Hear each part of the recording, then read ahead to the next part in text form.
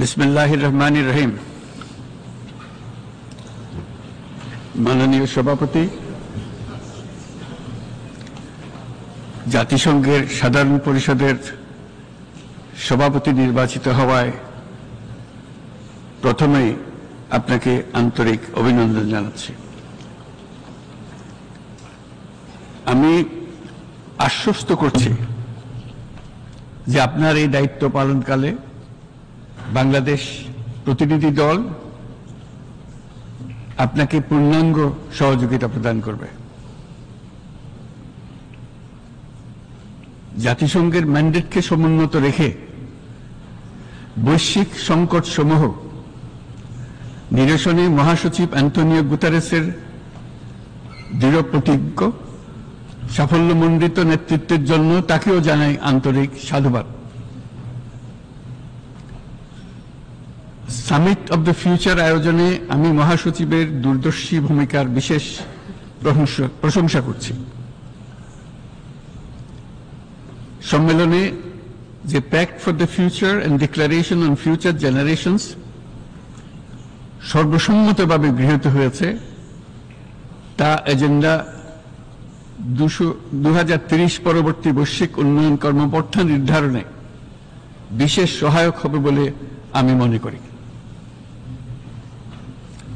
বাংলাদেশ বিশ্বাস করে যে এই সম্মেলনের অর্জন বৈশ্বিক সমৃদ্ধি অর্জনের জন্য আমাদের সবার অভিপ্রায় ও সহযোগিতা কাঠামো প্রণয়নে দিক নির্দেশক হিসেবে কাজ করবে।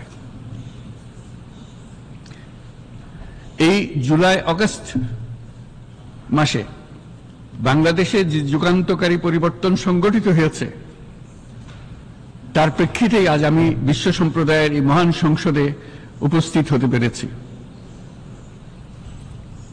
আমাদের গণমানুষের, বিশেষ করে তরুণ সমাজের অফুরন্ত শক্তি আমাদের বিদ্যমান রাষ্ট্র কাঠামো ও প্রাতিষ্ঠানিক আয়োজনগুলো আমূল রূপান্তরের এক নতুন সম্ভাবনার দ্বার উন্মোচন করেছে।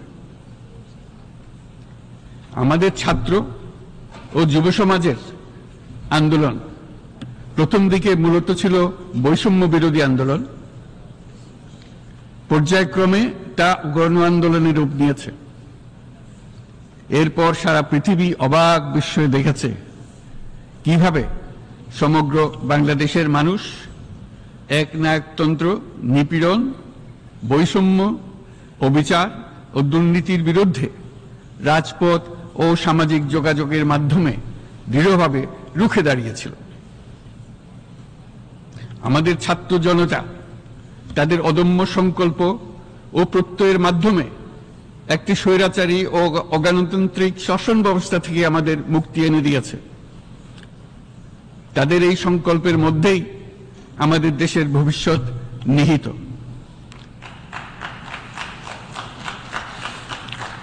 যা এই দেশকে বিশ্ব সম্প্রদায়ের মাঝে একটি দায়িত্বশীল জাতির মর্যাদায় উন্নত করবে বলে আমি বিশ্বাস করি।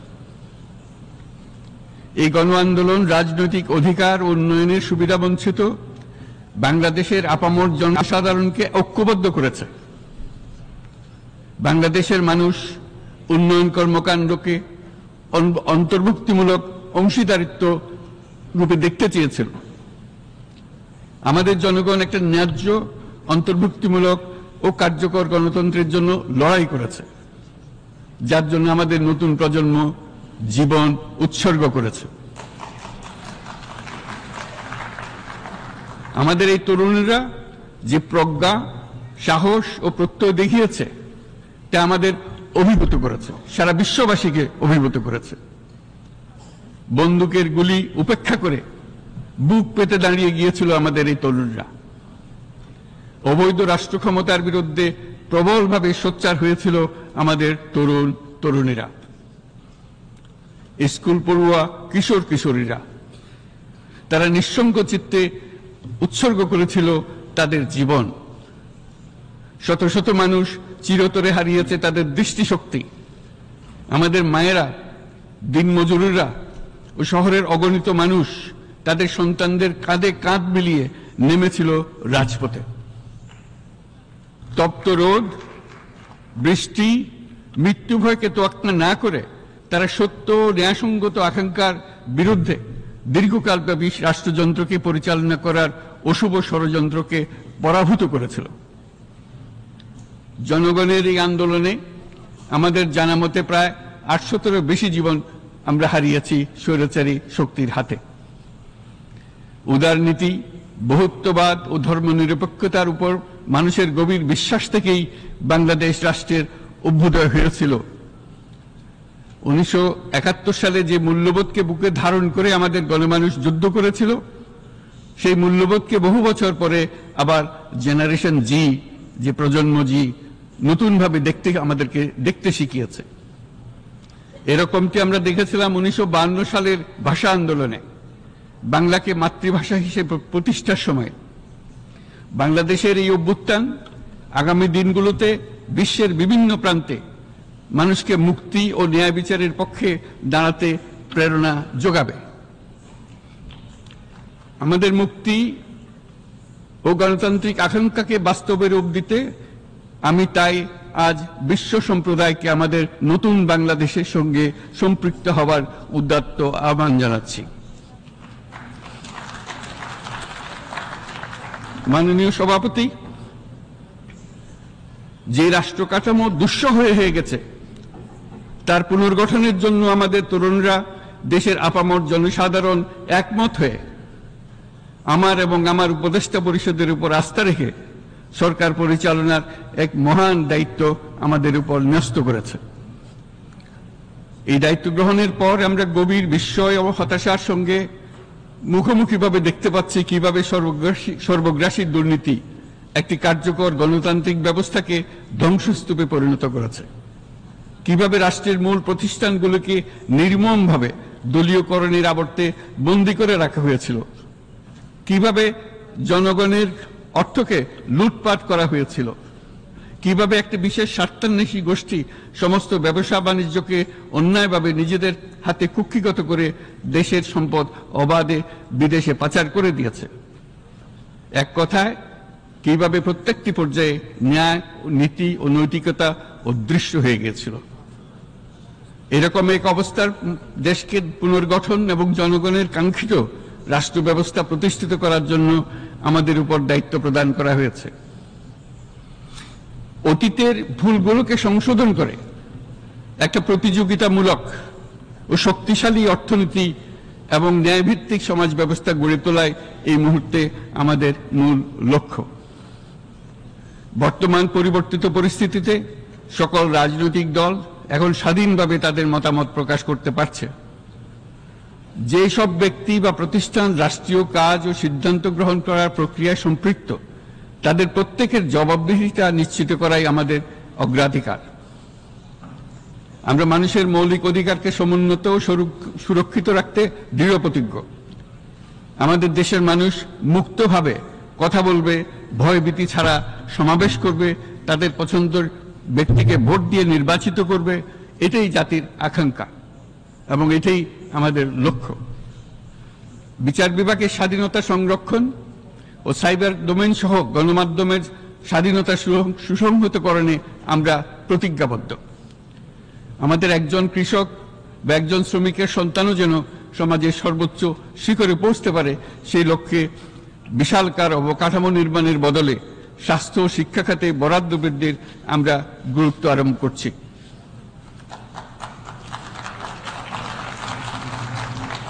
রাষ্ট্র ব্যবস্থার সকল পর্যায়ে সুশাসন ফিরিয়ে আনাই আমাদের অভীষ্ট।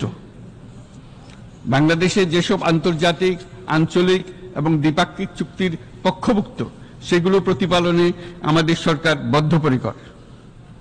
জাতিসংঘ সহ বহুপাক্ষিক বিশ্ব কাঠামোতে বাংলাদেশের সক্রিয় অংশগ্রহণ ও অবদান অব্যাহত থাকবে। পারস্পরিক শ্রদ্ধাবোধ, মর্যাদা ও স্বার্থ রক্ষণের ভিত্তিতে বাংলাদেশ বিশ্বের সকল রাষ্ট্রের সাথে বন্ধুত্বপূর্ণ সম্পর্ক বজায় রাখবে। মাননীয় সভাপতি, গত 7 সপ্তাহের মধ্যে আমাদের সরকার বিভিন্ন গুরুত্বপূর্ণ পদক্ষেপ গ্রহণ করেছে। আমাদের অনুরোধে সাড়া দিয়ে জাতিসংঘের মানবাধিকার বিষয়ক হাই কমিশনার বাংলাদেশের গণ আন্দোলনকালে সংগঠিত মানবাধিকার লঙ্ঘনের বিষয়ে বিস্তৃত অনুসন্ধান এবং এইসব বিষয়ে ঘটনার পুনরাবৃত্তি রোধে পরামর্শ প্রদানের জন্য একটা ফ্যাক্ট ফাইন্ডিং কমিশন গঠন এবং তার কাজ শুরু করার জন্য দ্রুত বাংলাদেশে পাঠিয়ে দিয়েছে। আমি তাকে বাংলাদেশের পক্ষ থেকে অশেষ ধন্যবাদ জানাচ্ছি। দায়িত্বভার গ্রহণের 2 সপ্তাহের মধ্যে আমরা গুম প্রতিরোধে যে আন্তর্জাতিক কনভেনশন রয়েছে তাতে যোগদান করেছি।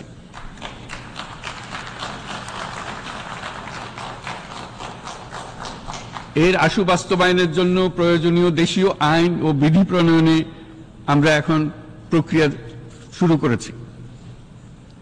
বাংলাদেশে বিগত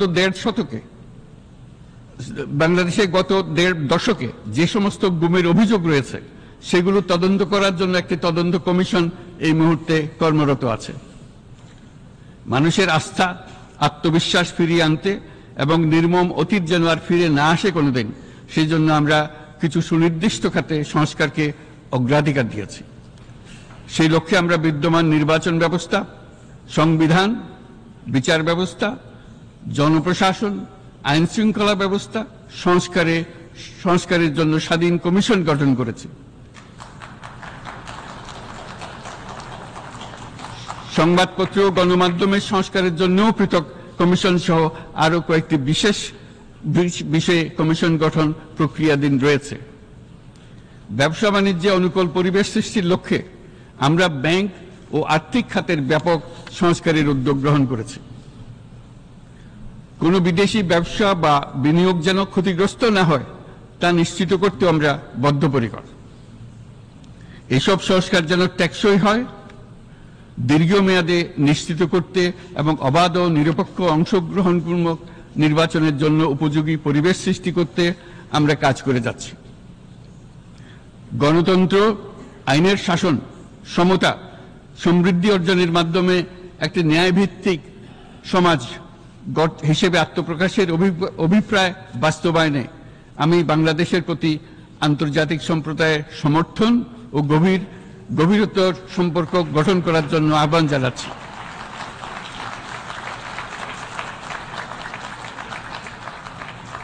মাননীয় সভাপতি, বাংলাদেশ মনে করে যে শান্তি রক্ষা ও সংঘাত মোকাবেলা জনগণের সমৃদ্ধি নিশ্চিত করার মূল চালিকা শক্তি।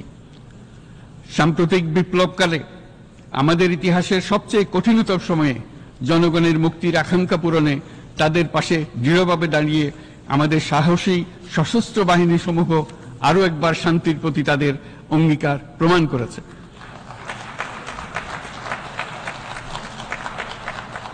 এটা সম্ভব হয়েছে শান্তি রক্ষায় আমাদের অঙ্গীকারের কেন্দ্রবিন্দুতে মানবাধিকারকে স্থান দেওয়ার ফলে। জাতিসংঘের পিস বিল্ডিং কমিশনের সূচনা লগ্ন থেকেই শান্তি রক্ষার মতো শান্তি বিনির্মাণেও বাংলাদেশ সমান অঙ্গীকার ব্যক্ত করে এসছে। আমাদের দিনগুলোতে আমরা জাতিসংঘের শান্তি রক্ষা কার্যক্রমে আমাদের মূল্যবোধ ভিত্তিক অবদানের ধারাবাহিকতা রক্ষা, সমুন্নত ও প্রসারিত করতে বদ্ধপরিকর। জাতিসংঘের শান্তিরক্ষা কার্যক্রমে অবদানকারী তৃতীয় বৃহত্তম রাষ্ট্র হিসেবে বাংলাদেশ এখন পর্যন্ত 43টি দেশে 63টি মিশনে শান্তিরক্ষী প্রেরণ করেছে।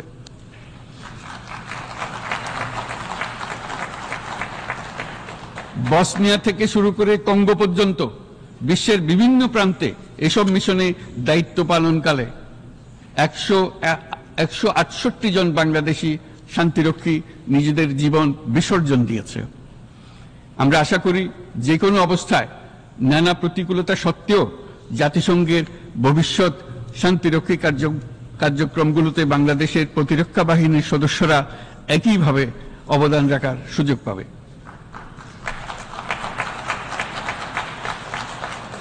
মাননীয় সভাপতি, আমাদের সকলের বাসস্থান এই পৃথিবী বৈশ্বিক অগ্রাধিকারগুলোকে সঠিকভাবে নির্ণয় করতে আগ্রহী। জলবায়ু পরিবর্তন আমাদের সকলের অস্তিত্বের প্রতি হুমকি স্বরূপ। এই গ্রীষ্মে সর্বকালের রেকর্ড ভঙ্গকারী তাপদাহ আমাদের জলবায়ুজনিত পরিবর্তনের কথা স্পষ্টভাবে স্মরণ করিয়ে দিয়েছে। আমাদের যা প্রয়োজন তা হলো জলবায়ু সম্পর্কিত ন্যায় বিচার, যাতে করে দায়িত্বজ্ঞানহীন সিদ্ধান্ত, উদাসীন আচরণ কিংবা এর মাধ্যমে সাধিত ক্ষতির বিষয়ে যারা সংশ্লিষ্ট তাদের দায়বদ্ধ করা যায়। জলবায়ু পরিবর্তনজনিত দীর্ঘমেয়াদী প্রভাবগুলো অপূরণীয় ক্ষতির কারণ হয়ে দাঁড়িয়েছে। আমরা জীব বৈচিত্র্য হারিয়ে ফেলছি, প্যাথোজেনের পরিবর্তনের ফলে নতুন রোগ বাড়ছে, কৃষিক্ষেত্রে চাপ বাড়ছে ক্রমাগতভাবে, পানি সম্পদ ঝুঁকিতে ফেলছে আমাদের বাসযোগ্যতাকে, সমুদ্র পৃষ্ঠের উচ্চতা বৃদ্ধি এবং লবণাক্ততা আমাদের ক্ষতি করছে প্রতিনিয়ত। ঘূর্ণিঝড়ের সংখ্যা ও মাত্রা বৃদ্ধির কারণে যে ক্ষতি হচ্ছে তাকে উপেক্ষা করার সুযোগ নেই। ক্ষুদ্র কৃষক, প্রান্তিক পর্যায়ে জীবিকা অন্বেষণকারীরা জলবায়ু পরিবর্তনজনিত ঝুঁকির মুখোমুখি হচ্ছে সবচেয়ে বেশি। আমি আজ এই বিশ্ব সভায় যখন কথা বলছি তখন বাংলাদেশের পূর্বাঞ্চলে 50 লাখেরও অধিক মানুষ তাদের জীবদ্দশায় হওয়া সবচেয়ে ভয়াবহ বন্যা মোকাবেলা করে যাচ্ছে। মহাসচিব গুতেরেস আমাদেরকে দেখিয়েছেন যে বিদ্যমান পরিক্রমা অব্যাহত থাকলে বিশ্বের গড় তাপমাত্রা 2.7 ডিগ্রি সেলসিয়াস বৃদ্ধির দিকে অগ্রসর হতে থাকবে। তাই বাংলাদেশের মতো জলবায়ু ঝুঁকিতে থাকা দেশগুলোতে অভিযোজনের জন্য ব্যাপক বিনিয়োগের আহ্বান জানাচ্ছি।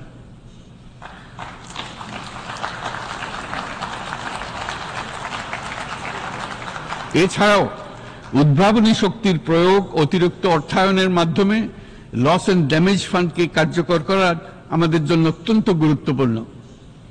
একইভাবে আমাদের প্রয়োজন প্রযুক্তির সহজলভ্যতা, সক্ষমতা বৃদ্ধি। নির্দিষ্ট করে বললে আমাদের দরকার জীবন রক্ষাকারী প্রযুক্তি, বিশেষত কৃষি, পানি এবং জনস্বাস্থ্য খাতে, যেখানে ক্ষুদ্র ক্ষুদ্র উদ্ভাবন এবং সমাধানসমূহ ঝুঁকিতে থাকা জনগোষ্ঠীকে রক্ষা করতে পারে। জলবায়ু সংকটের মোকাবেলা এবং বৈশ্বিক অর্থনীতি সুসংহতকরণে আমাদের যুগপৎভাবে কাজ করতে হবে। বিশ্ব সম্প্রদায় এখন কার্বন মুক্ত পৃথিবী গড়ে তুলতে মনোযোগী হচ্ছে। বিশ্বের অধিকাংশ মানুষকে এই ধরনের পরিবর্তনের সুফলভোগী করতে হলে নেট জিরো পৃথিবীর দিকে আমাদেরকে অগ্রসর হতে হবে। বাংলাদেশের মতো দেশগুলোকে সাথে নিয়ে যেতে হবে। তা না হলে পারস্পরিক দায়িত্ববোধের মাধ্যমে পারস্পরিক সমৃদ্ধি অর্জনে আমাদের সার্বজনীন অঙ্গীকার পূরণে পিছিয়ে পড়ব আমরা। এই ক্ষেত্রে আমি বিশ্বাস করি সমগ্র বিশ্ব একসাথে 3-0 লক্ষ্য অর্জনের ধারণা বিবেচনা করে দেখতে পারে, যার মাধ্যমে আমরা শূন্য দারিদ্র্য, শূন্য বেকারত্ব এবং শূন্য নেট কার্বন নিঃসরণ অর্জন করতে পারি। যেখানে পৃথিবীর প্রতিটি তরুণ তরুণী চাকরি প্রার্থী না হয়ে বরং উদ্যোক্তা হিসেবে নিজেকে প্রতিষ্ঠিত করার সুযোগ পাবে। তারা যেন এই সম্পদের সীমাবদ্ধতা সত্ত্বেও নিজ নিজ সৃজনশীলতার বিকাশ করতে পারে, যেখানে একটি ব্যবসায়িক উদ্যোগ সামাজিক সুফল, অর্থনৈতিক মুনাফা এবং প্রকৃতির প্রতি দায়িত্বশীলতার মধ্যে একটি চমৎকার ভারসাম্য আনতে পারে, যেখানে সামাজিক ব্যবসার মাধ্যমে যে কোনো ব্যক্তি ভোগবাদী জীবনধারা থেকে উত্তরণ করে সামাজিক ও অর্থনৈতিক পরিবর্তনের সৃজনশীল শক্তি হিসেবে নিজেকে প্রতিষ্ঠিত করতে পারে।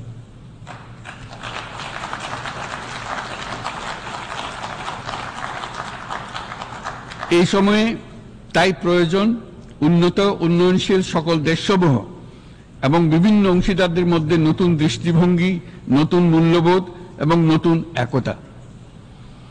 সামগ্রিকভাবে এই লক্ষ্য অর্জনে জাতিসংঘ ব্যবস্থা, জাতীয় আঞ্চলিক পর্যায়ে সরকারসমূহ, সকল ব্যবসা প্রতিষ্ঠান, বেসরকারি অংশীজন এবং দাতব্য সংস্থাগুলোকে একসঙ্গে কাজ করতে হবে। আমাদের অর্থনৈতিক কাঠামোতে সামাজিক ব্যবসাকে স্থান দিলেই নিচের অর্ধেকাংশ মানুষের জীবনে তা বিরাট পরিবর্তন আনতে পারে।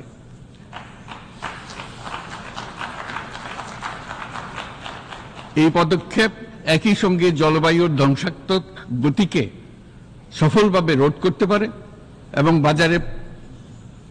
বাজার ব্যবস্থার মাধ্যমেই এই মীমাংসা হতে পারে। এ বিষয়ে আমি মহাসচিব গুতেরেসের বিশেষ দৃষ্টি আকর্ষণ করছি।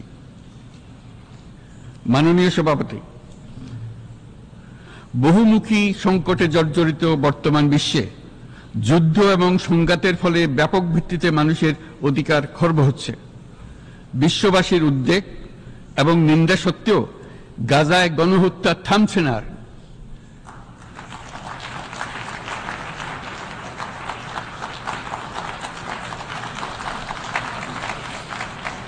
ফিলিস্তিনের মতো বিদ্যমান বাস্তবতা কেবল আরব কিংবা মুসলমানদের জন্যই উদ্বেগজনক নয়, বরং তা সমগ্র মানব জাতির জন্যই উদ্বেগের বিষয়।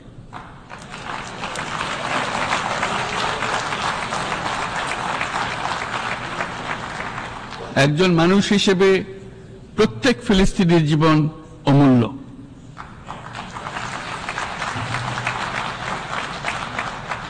ফিলিস্তিনের জনগণের বিরুদ্ধে যে মানবতা বিরোধী অপরাধ হচ্ছে তার জন্য সংশ্লিষ্ট সকলকে দায়বদ্ধ করতে হবে।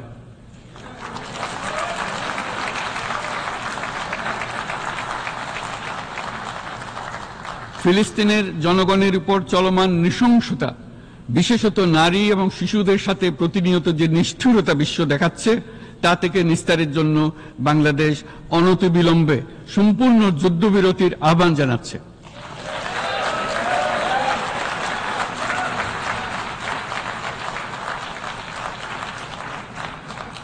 দ্বিরাষ্ট্রভিত্তিক সমাধানেই মধ্যপ্রাচ্যে টেকসই শান্তি আনতে পারবে। তাই জাতিসংঘ সহ আন্তর্জাতিক সম্প্রদায়ের সকলকে এর বাস্তবায়নের জন্য এখনই উদ্যোগ নিতে আহ্বান জানাচ্ছি।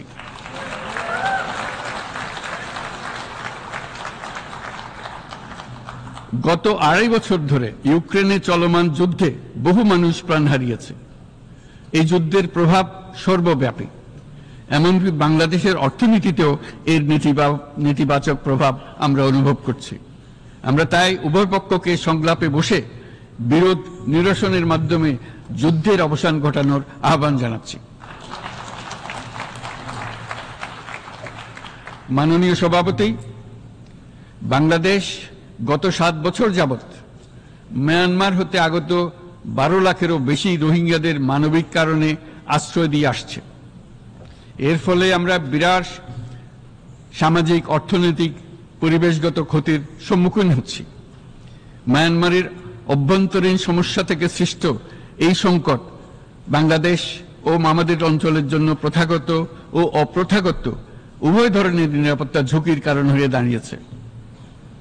মিয়ানমার থেকে বাংলাদেশে বলপূর্বক বাস্তুচ্যুত রোহিঙ্গাদের সহায়তা করতে আমরা অঙ্গীকারবদ্ধ।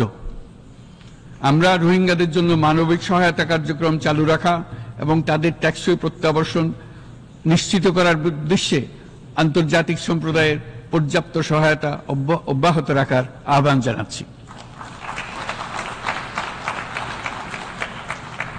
রোহিঙ্গাদের সাথে সংগঠিত হওয়া ব্যাপক ভিত্তিক মানবাধিকার লঙ্ঘনের জন্য আন্তর্জাতিক বিচার আদালত এবং আন্তর্জাতিক অপরাধ আদালতে চলমান বিচার প্রক্রিয়ার মাধ্যমে ন্যায় বিচার নিশ্চিত করাও সমানভাবে গুরুত্বপূর্ণ। রোহিঙ্গারা যাতে নিজ দেশে স্বাধীন এবং মর্যাদাপূর্ণ জীবন যাপন করতে পারে, সেই লক্ষ্যে অনুকূল পরিবেশ তৈরিতে জাতিসংঘ অন্যান্য আন্তর্জাতিক প্রতিষ্ঠানের ধারাবাহিক প্রচেষ্টার প্রশংসা দাবিদার। এই লক্ষ্যে রোহিঙ্গারা যাতে পর্যাপ্ত নিরাপত্তা ও অধিকার নিশ্চিত করে তাদের নিজ ভূমি রাখাইনে ফিরে যেতে পারে, তার পথ সুগম করা অত্যন্ত দরকার। মিয়ানমারে প্রতিনিয়ত পরিবর্তনশীল অবস্থা বিবেচনায় রেখে বাংলাদেশ আন্তর্জাতিক সম্প্রদায়ের সাথে একযোগে রোহিঙ্গাদের নিজ দেশে মর্যাদাপূর্ণ টেকসই প্রত্যাবর্তনের জন্য পরিবেশ সৃষ্টিতে কাজ করতে প্রস্তুত।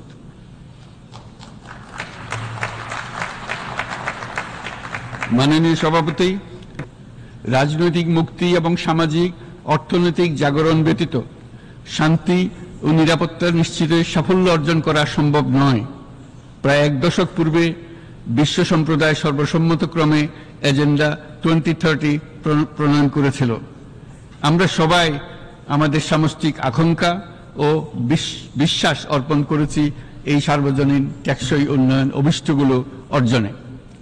সার্বিকভাবে মাত্র 17% ও কম লক্ষ্যমাত্রা অর্জন হয়েছে। স্পষ্টতই এই ক্ষেত্রে অনেক উন্নয়নশীল রাষ্ট্র আরো পিছিয়ে আছে। উন্নয়নশীল দেশগুলোকে এসডিজি অর্থায়নের বছরে প্রায় 2.5 থেকে 4 ট্রিলিয়ন মার্কিন ডলারের সমান ঘাটতি মোকাবেলা করতে হচ্ছে। উন্নয়নশীল বিশ্বের ঋণের বোঝা, ক্ষয়িষ্ণু আর্থিক সক্ষমতা এবং জলবায়ু পরিবর্তনের ক্ষতিকর প্রভাবের কারণে বাংলাদেশের মতো দেশগুলিতে বেশি ঝুঁকিতে রয়েছে। আমরা আশা করি উন্নয়নের জন্য অর্থায়ন সংক্রান্ত চতুর্থ আন্তর্জাতিক সম্মেলনে এই ধরনের জটিল এবং কাঠামোগত সমস্যাগুলোর দিকে নজর দেওয়া হবে। বহুপাক্ষিক আর্থিক প্রতিষ্ঠানগুলোকে এমন অভিন্ন লক্ষ্যে নিয়ে যাওয়ার কাজ করতে হবে যাতে সকল রাষ্ট্র সমানভাবে সম্পদ ও সুযোগের ব্যবহার করতে পারে। তারা নিজেদের কর্মসূচিতে সামাজিক ব্যবসাকে গুরুত্বপূর্ণ ভূমিকা দিতে পারে, যাতে নিম্ন আয়ের দেশগুলোর বাস্তবতাকে বিশেষভাবে মোকাবেলা করা যায়, যা ব্যবসায়ী উদ্যোগ এবং ব্যক্তির সৃজনশীলতাকে উদ্বুদ্ধ করে, যা বঞ্চিত জনগোষ্ঠীকে বিশালভাবে সহায়তা করে। এই ক্ষেত্রে অবৈধ অর্থের প্রবাহ এবং উন্নয়নশীল দেশগুলো থেকে সম্পদ পাচার বন্ধ করা অত্যন্ত আবশ্যক। উন্নয়নশীল দেশগুলো থেকে পাচার হয়ে যাওয়া সম্পদ ফেরত আনার জন্য আন্তর্জাতিক সহযোগিতা জোরদার করতে হবে। আমরা আশা করি কর ফাঁকি রোধে আন্তর্জাতিক কর কনভেনশন অতি শীঘ্রই গৃহীত হবে। মাননীয় সভাপতি, আমরা যে নিবিড়ভাবে সংযুক্ত বিশ্বে বসবাস করছি, সেখানে অভিবাসন এবং মানুষের অবাধ প্রবাহ এক অলঙ্ঘনীয় বাস্তবতা। বাংলাদেশী নাগরিকরা প্রতিনিয়ত বিভিন্ন দেশে অভিবাসী হিসেবে যাচ্ছেন। তারা বিভিন্ন দেশে তাদের কর্মসংস্থানের সন্ধানে আছেন। বিশ্বের বিভিন্ন প্রান্তে এই মুহূর্তে প্রায় 1.5 কোটি প্রবাসী বাংলাদেশী আছেন। সকলের জন্য অভিবাসনের উপযোগিতা নিশ্চিত করতে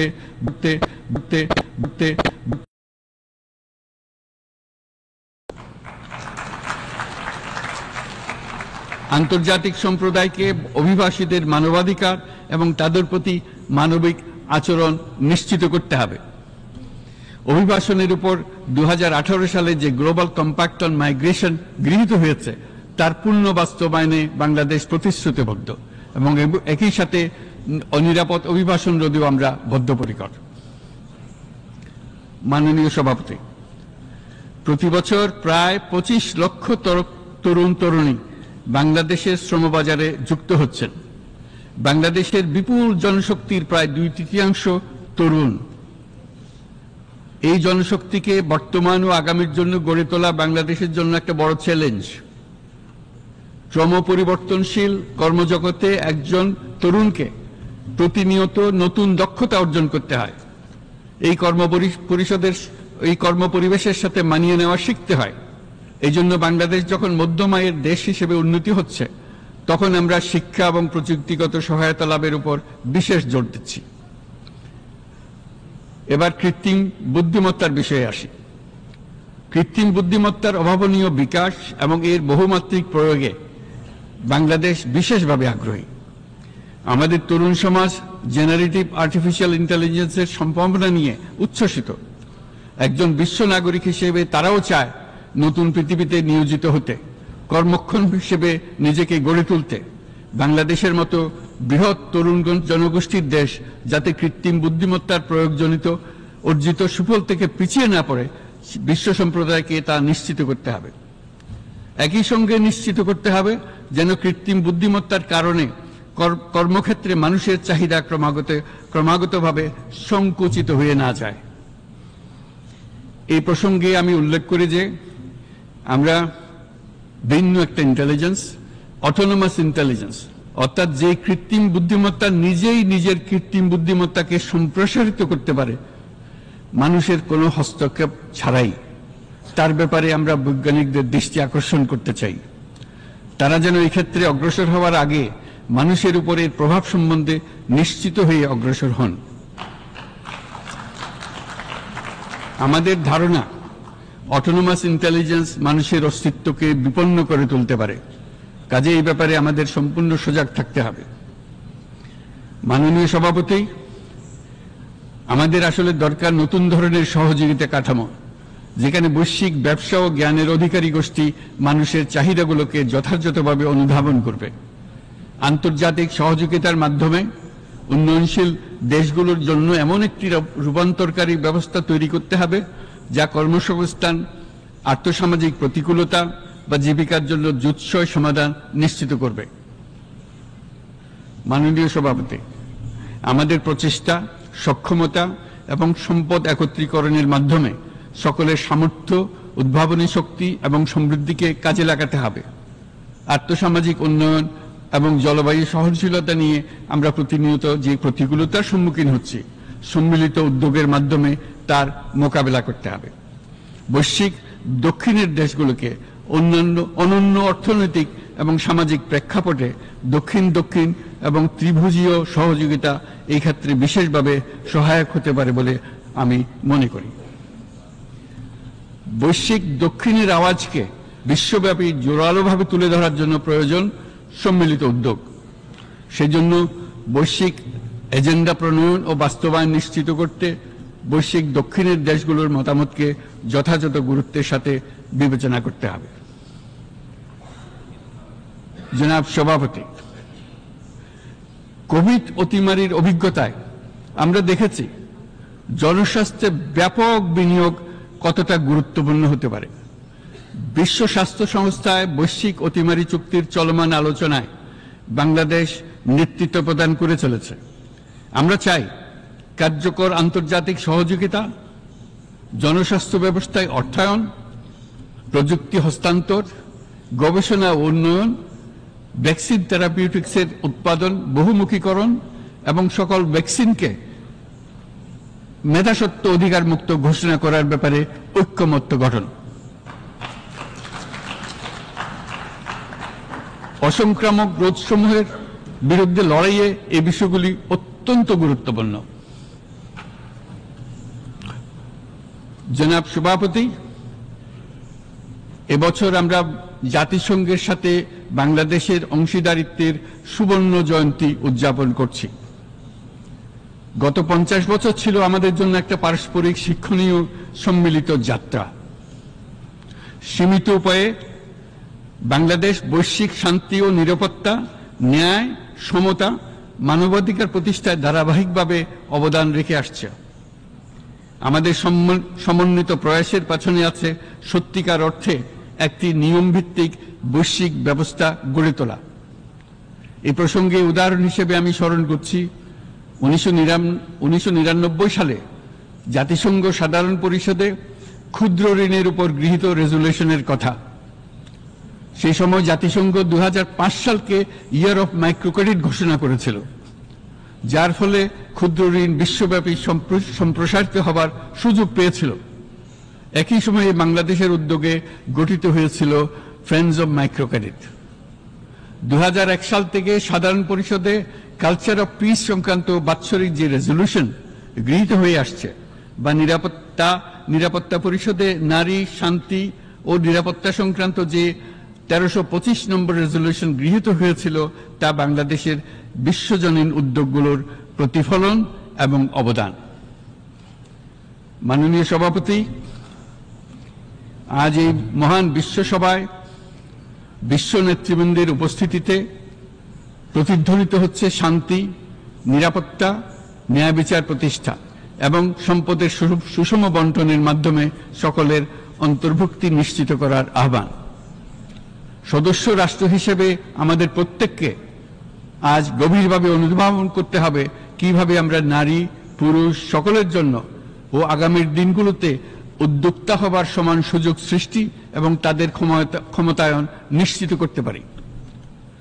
সকল বৈশ্বিক সমস্যার সমাধানের জন্য আমাদের সবার হাতে যথেষ্ট সক্ষমতা, সম্পদ এবং উপায় রয়েছে। আসুন আমরা জাতীয় বা আন্তর্জাতিক যেসব প্রতিশ্রুতি দিয়েছি তা বাস্তবায়ন করি এবং অর্থনৈতিক ক্ষেত্রে সামাজিক ব্যবসার ধারণা প্রতিষ্ঠিত করে সকল প্রকার বৈষম্য ও অসমতার অবসানে ঐক্যবদ্ধভাবে আমরা কাজ করি।